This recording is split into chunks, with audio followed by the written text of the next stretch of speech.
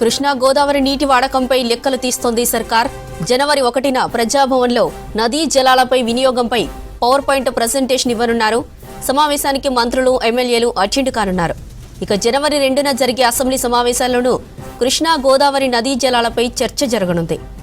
రైట్గా ఇదే అంశానికి సంబంధించిన మరిన్ని డీటెయిల్స్ మనకి మా ప్రతినిధి యాదగిరి లైవ్ లో అందిస్తారు.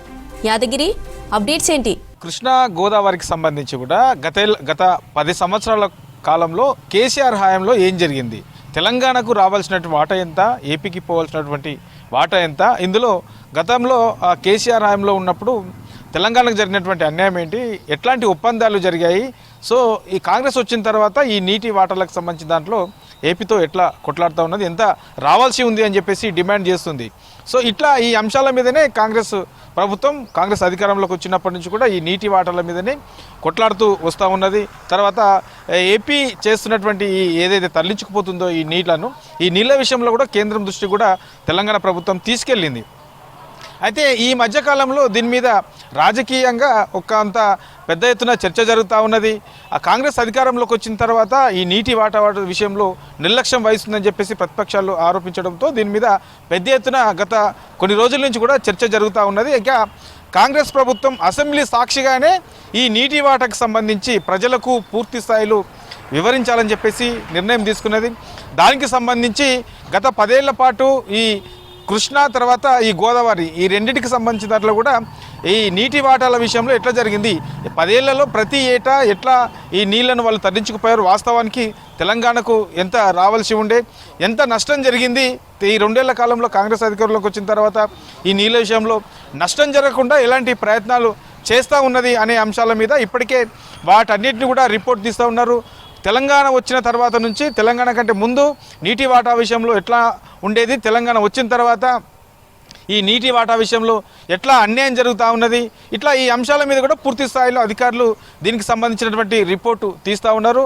ఇక అసెంబ్లీలో కూడా ఈ అంశం మీదనే ప్రధానంగా ఈ కృష్ణా గోదావరి నీటి వాటాలకు సంబంధించిన దాని మీద అసెంబ్లీలో కూడా చర్చిస్తామని చెప్పేసి ఇప్పటికే సీఎం రేవంత్ రెడ్డి ఈ అంశం మీద క్లారిటీ ఇచ్చారు. కాబట్టి ఇక దీని మీద కూడా చర్చించే అవకాశం ఉంటుంది, ప్రజలకు కూడా పూర్తి స్థాయిలో క్లారిటీ ఇచ్చే అవకాశం ఉంటుంది. ఎందుకంటే తెలంగాణ ప్రజలకు ఈ నీళ్ళ విషయంలో ఎట్లా అన్యాయం జరుగుతుందనేది పూర్తి స్థాయిలో తెలియజేయాలని చెప్పేసి కాంగ్రెస్ ప్రభుత్వం భావిస్తుంది. కాబట్టి అందులో భాగంగానే అసెంబ్లీలో పూర్తి స్థాయిలో 10 ఏళ్ల కాలంలో ఎట్లా అన్యాయం జరిగింది, సో తెలంగాణకు రావాల్సినటువంటి వాటా ఎంత అనే దాని మీద అసెంబ్లీలో దీని మీద సీఎం రేవంత్ రెడ్డి పూర్తి స్థాయిలో క్లారిటీ ఇచ్చే అవకాశం అయితే ఉంటుంది. కాబట్టి దానికి సంబంధించి ఇక ఈ నెల 29న అసెంబ్లీ సమావేశాలు ప్రారంభమవుతున్నాయి.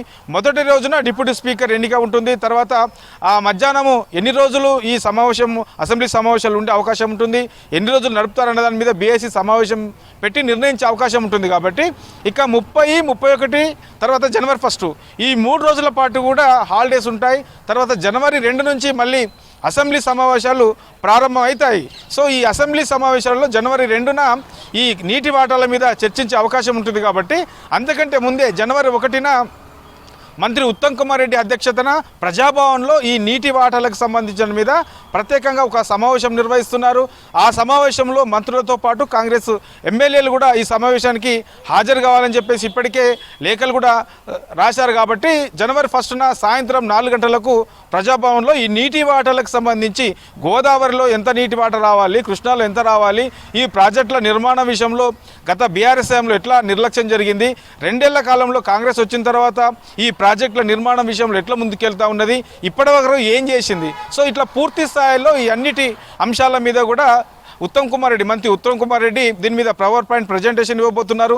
తర్వాత అసెంబ్లీలో ధీటుగా ఏదైతే ప్రతిపక్షాలు మాట్లాడుతాయో దానికి ధీటుగా ఉండే విధంగా ఈ నీటి వాటాలో ఎమ్మెల్యేతో పాటు ప్రతి ఒక్క మంత్రి కూడా అవగాహన ఉండే విధంగా పూర్తి స్థాయిలో దీని మీద పవర్ పాయింట్ ప్రజెంటేషన్ ఉంటుంది. ఆ తర్వాత నెక్స్ట్ డే అసెంబ్లీలో దీని మీద చర్చిస్తారు. కాబట్టి పూర్తి స్థాయిలో ప్రజలకు ఈ 10 ఏళ్ల కాలంలో ఎట్లాంటి నష్టం జరిగింది, సో నీటి వాటా విషయంలో ఎట్లాంటి సంతకాలు చేశారు గత హయాంలో, సార్ కేసీఆర్ చేసినటువంటి సంతకము తెలంగాణ ప్రజలకు ఎట్లా శాపంగా మారింది, ఇట్లా ఈ అన్నిటి అంశాల మీద కూడా ప్రజలకు చెప్పే అవకాశం ఉంటుంది కాబట్టి అంతకంటే ఒక రోజు ముందు ఎమ్మెల్యేలకు మంత్రులకు దీని మీద పవర్ పాయింట్ ప్రజెంటేషన్తో ఏదైతే ఈ నీటి వాటర్లకు సంబంధించినటువంటి అంశం ఉందో అంశం మీద అందరు ఎమ్మెల్యేలు కూడా అవగాహన కల్పించి ఇక రెండున ప్రజలతో పాటు ప్రతిపక్షాలకు ఎట్లా జరిగింది ఏంటి అనే దాని మీద ఈ అసెంబ్లీ సాక్షిగా ఈ సీఎం రేవంత్ రెడ్డితో పాటు మంత్రి ఉత్తమ్ కుమార్ రెడ్డి కూడా దీని మీద ప్రజలకు చెప్పే అవకాశం ఉంటుంది కాబట్టి అందుకంటే ఒక రోజు ముందు